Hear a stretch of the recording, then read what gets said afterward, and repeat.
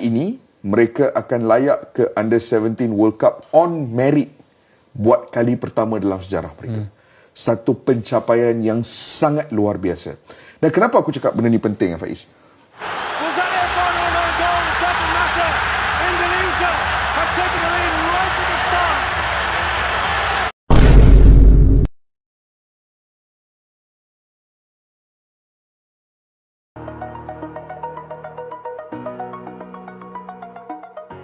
Jika bicara Timnas Indonesia U17, pasti yang ada di benak kita adalah gol dan lolos. Pencapaian luar biasa ini membuat para pecinta sepak bola tanah air sangat bangga. Bahkan sekelas Andre Rosiade, bapak mertua Arhan, yang sempat mengkritik timnas senior, dibuat bangga. Namun kilauan emas tak akan memuaskan semua mata. Ada sekelintir orang yang sinis dengan lolosnya Timnas Indonesia U17 ke panggung dunia. Sosok yang dianggap musuh sport Indonesia ini adalah Tommy Welly. Pria yang kerap dipanggil Bung Toel ini pun tak menyukai pencapaian Coach Nova dan anak asuhnya. Namun bodo amatlah dengan kritik satu orang ini. Bahkan di luar negeri saja, banyak yang sedang menonton siaran ulang Timnas Indonesia U17. Tak hanya itu, banjir pujian dari negeri seberang pun menggema dan membuat bangga tanah air. Timnas U17 Indonesia mencetak sejarah dengan menjadi satu-satunya wakil Asia Tenggara yang berhasil melaju ke perempat final Piala Asia U17 2025 di Arab Saudi.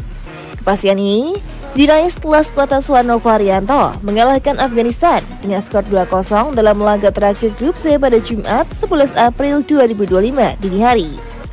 Kemenangan itu membuat Timnas U17 Indonesia keluar sebagai juara grup dengan raihan poin sempurna, yaitu 9 poin dari 3 pertandingan. Sementara itu, dua wakil ASEAN lainnya, Vietnam dan Thailand, harus mengakhiri perjalanan mereka lebih awal setelah gagal lolos dari fase grup. Keberhasilan Garuda Muda ini menarik perhatian berbagai media asing yang menyoroti performa impresif Indonesia sepanjang babak penyisihan grup. Vietnam Net Media Vietnam Net menyoroti pencapaian luar biasa U17 Indonesia yang berhasil menyapu bersih semua laga di grup C dengan kemenangan. Dalam artikelnya, Vietnam Net menyoroti stamina dan dominasi permainan Timnas U17 Indonesia, terutama saat lawan mulai kelelahan. Pada babak kedua, Indonesia mendominasi penguasaan bola. Sementara itu, kelemahan fisik Afghanistan makin terlihat jelas menjelang akhir pertandingan. Tak lagi memiliki tenaga yang cukup untuk mempertahankan permainan, tulis Vietnam Net. Dengan kemenangan ini, Indonesia menutup babak penyisihan grup Piala Asia U17 2025 dengan catatan impresif, yakni menangi 3 pertandingan tambahnya. Bungda Plus. Media olahraga Vietnam lainnya juga menyoroti kehebatan Timnas U17 Indonesia yang sukses mengalahkan Korea Selatan 1-0, Yaman 4-1, dan Afghanistan 2-0. Dengan hasil ini, Indonesia tak hanya melaju ke perempat final Piala Asia U17 2025, tapi juga memastikan tiket ke Piala Dunia U17 di Qatar. Di grup C, Indonesia memberikan kesan kuat dengan kemenangan 2-0 atas Afghanistan U17 setelah 2 gol tercipta hanya dalam 2 menit terakhir perpanjangan waktu pertandingan, tulis Bungda Plus. Hasil kontras dengan Vietnam U17 yang gagal lolos ke babak 8 besar setelah hanya bermain imbang melawan Uni Emirat Arab. Imbasnya, Uni Emirat Arab dan Jepang berhak melaju ke perempat final serta mendapatkan tiket ke Piala Dunia U17 2025. Detau 247 media asal Vietnam menyoroti antusiasme media Indonesia terhadap kesuksesan Timnas U17 yang berhasil menjadi satu-satunya wakil ASEAN di Piala Dunia U17 2025. Pers Indonesia dengan suara bulat memuji Timnas U17 Indonesia sebagai kebanggaan Asia Tenggara setelah memenangi semua pertandingan penyisihan grup dan menjadi satu-satunya wakil kawasan yang berlaga di Piala Dunia U17 2025, tulis di tahun 247. Media itu juga menyoroti rekor baru yang diciptakan Indonesia dalam sejarah sepak bola muda. Untuk pertama kalinya dalam 55 tahun, tim muda mereka memenangkan seluruh 9 poin di babak penyisihan grup turnamen resmi AFC. Terakhir kali hal serupa terjadi adalah pada Piala Asia U20 tahun 1970 lanjutnya. Siam Sport. Media olahraga asal Thailand Siam Sport turut menyoroti kemenangan beruntun Timnas U17 Indonesia. Dalam artikelnya, mereka mengulas performa Garuda Muda yang berhasil meraih poin sempurna. Dengan kemenangan atas Afghanistan U17, Indonesia telah menangkan 3 pertandingan berturut-turut. mengumpulkan 9 poin dan secara elegan masuk ke perempat final sebagai juara grup C, Tori Shamsquad. Media Korea Selatan, kekalahan yang membuka mata. Kekalahan 0-1 dari Indonesia di laga pembuka membuat media Korea Selatan seperti Footballist mencurahkan analisis mendalam. Mereka menyebut kekalahan ini sebagai kemunduran tak terduga bagi sepak bola muda Korea. Apalagi setelah timnas U23 mereka juga pernah dikalahkan Indonesia di Piala Asia U23 2024. Indonesia bermain dengan hati dan strategi cerdas. Meski kecewa, media Korea Selatan mengaku Indonesia sebagai tim yang berkembang pesat di bawah sistem pembinaan modern, sembari meminta tim mereka belajar dari kekalahan ini. Media Yaman, kami dibuat tak berdaya. Pelatih Yaman U17 Samir Saleh dikutip oleh media lokal Al-Ayam, usai kekalahan 4-1 dari Indonesia.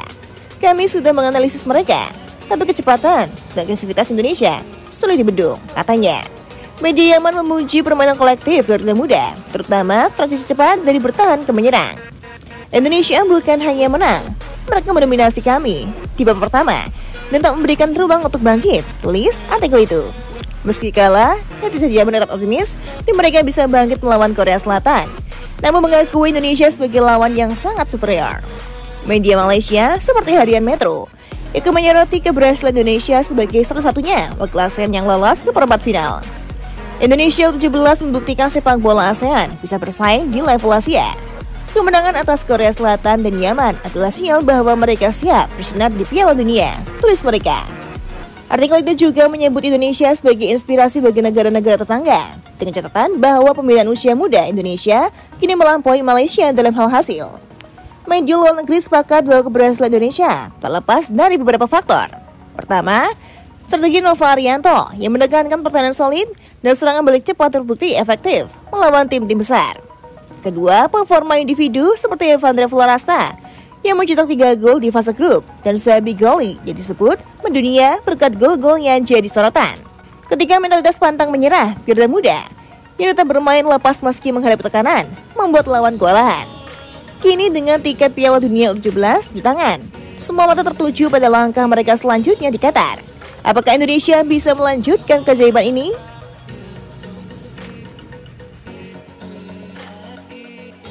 Kali ini mereka akan layak ke Under-17 World Cup on merit buat kali pertama dalam sejarah mereka. Satu pencapaian yang sangat luar biasa. Dan kenapa aku cakap benda ni penting, Faiz? Banyak yang sebenarnya aku nak perkatakan, tapi aku rasa kita tunggu.